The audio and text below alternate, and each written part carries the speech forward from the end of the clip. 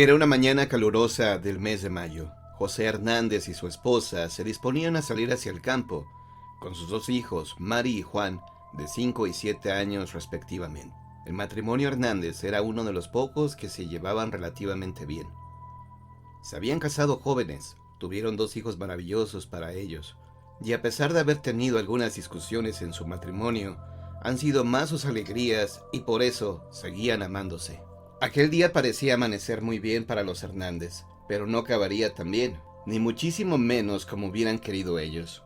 La mujer estaba preparando unos sándwiches, mientras el marido hacía el pequeño equipaje, cuando de pronto José gritó a su mujer, mientras agarraba con ambas manos el pecho. ¡Elisa! ¡El corazón! ¡Elisa! Sí, efectivamente, José Hernández padecía del corazón y ya le habían dado algunos ataques, pero este parecía mucho más fuerte. La mujer corrió frenéticamente junto a él y le dijo: ¡José! ¡Aguanta, José! Pero ya nada se podía hacer por su vida. A pesar de que a los pocos instantes una ambulancia lo llevaba hacia el hospital, José dejaba de existir por el camino. El enfermero dijo con tristeza: «Lo siento, señora, no hemos podido hacer más». Su cerebro seguía vivo, puesto que lo único que le había ocurrido era un ataque de catalepsia. Él podía oír, ver, pero no se podía mover, no podía comunicarse. Pero sí oyó las palabras del enfermero, y por eso gritó con fuerza en su interior: ¡Claro que pueden hacer más! ¡Mirarme! ¡Yo estoy vivo! ¡Estoy vivo! Nadie le escuchó, puesto que solo podía pensar y no hablar. Estaba lleno de terror.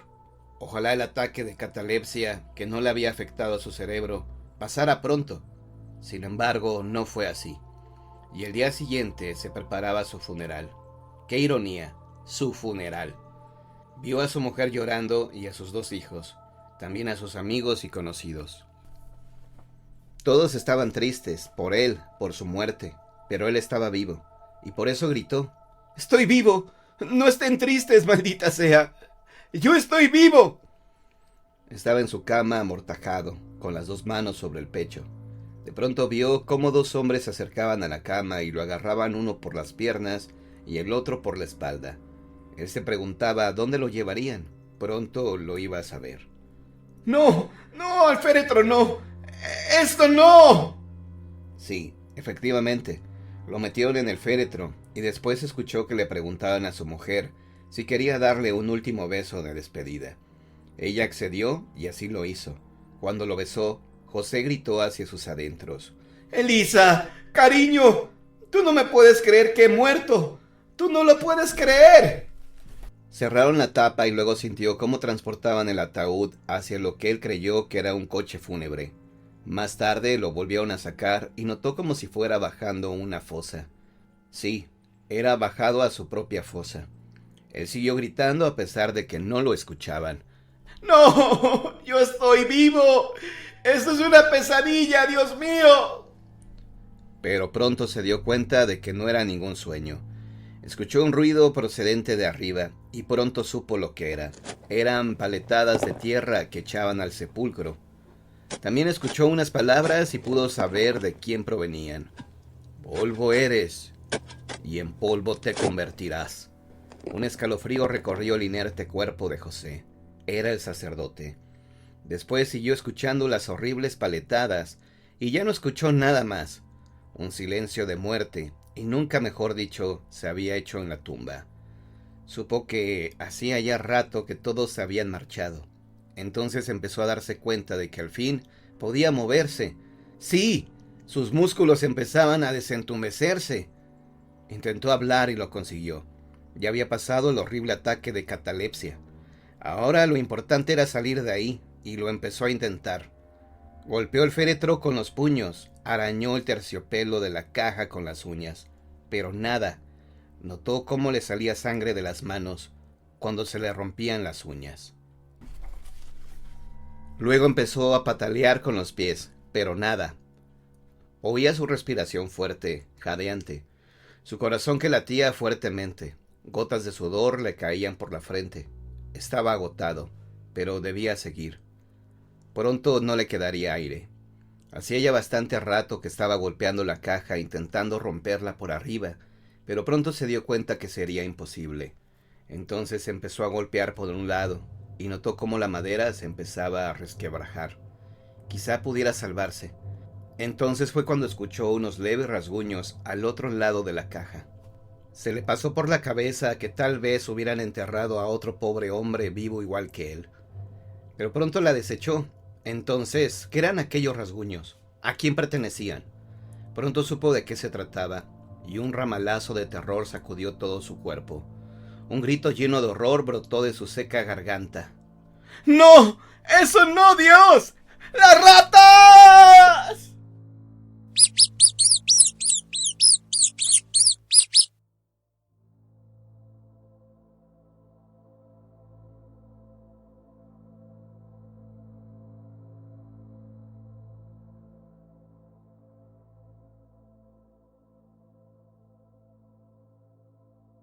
La tumba de los sueños perdidos.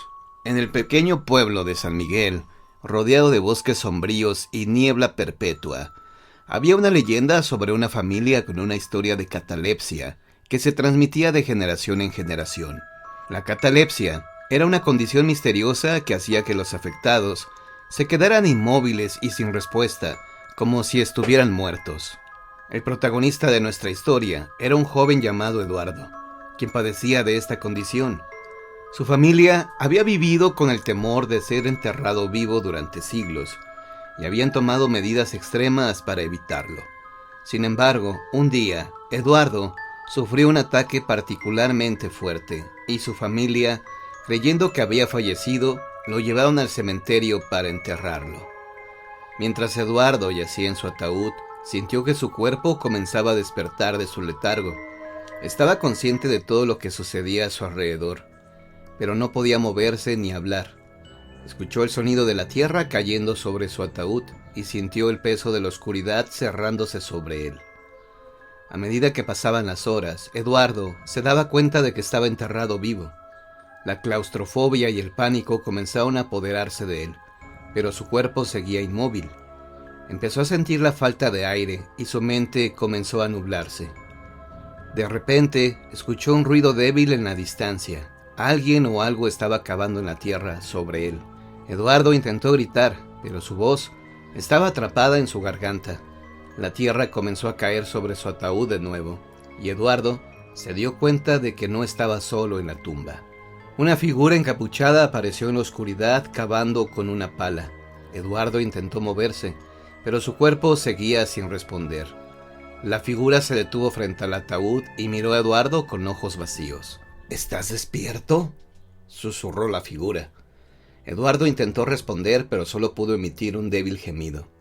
La figura sonrió y comenzó a hablar en un tono bajo y siniestro. Te he estado esperando. Has estado durmiendo durante mucho tiempo. Es hora de que despiertes y veas el mundo de una manera diferente. La figura comenzó a cavar alrededor del ataúd y Eduardo se dio cuenta de que no estaba siendo desenterrado, sino que la tumba estaba siendo ampliada. La figura estaba construyendo una cámara subterránea alrededor de él.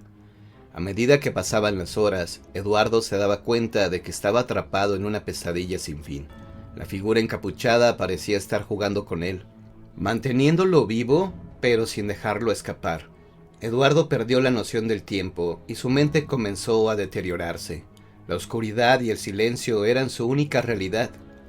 Comenzó a cuestionar su propia existencia y se preguntaba si alguna vez había estado vivo. La figura encapuchada regresaba periódicamente susurrando palabras ininteligibles y realizando rituales extraños alrededor de la tumba. Eduardo se convirtió en un prisionero de su propia tumba, sin escapatoria ni esperanza. Un día la figura encapuchada no regresó. Eduardo se quedó solo en la oscuridad, rodeado de silencio y muerte. Su mente comenzó a fragmentarse y se perdió en un mundo de delirios y terror. Años pasaron y la leyenda de Eduardo se convirtió en una historia de terror que se contaba en voz baja en el pueblo. Algunos decían que Eduardo todavía estaba enterrado vivo, esperando a que alguien lo liberara. Otros afirmaban que había muerto hacía mucho tiempo, pero que su espíritu seguía atrapado en la tumba. La tumba de Eduardo se convirtió en un lugar de peregrinación para aquellos que buscaban experimentar el terror en su forma más pura.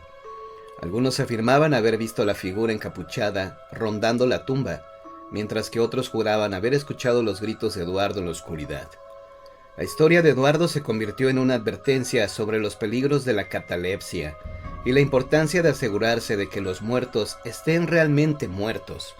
Sin embargo, algunos dicen que en noches oscuras y tormentosas todavía se puede escuchar el susurro de Eduardo, rogando por ayuda y clamando por su libertad.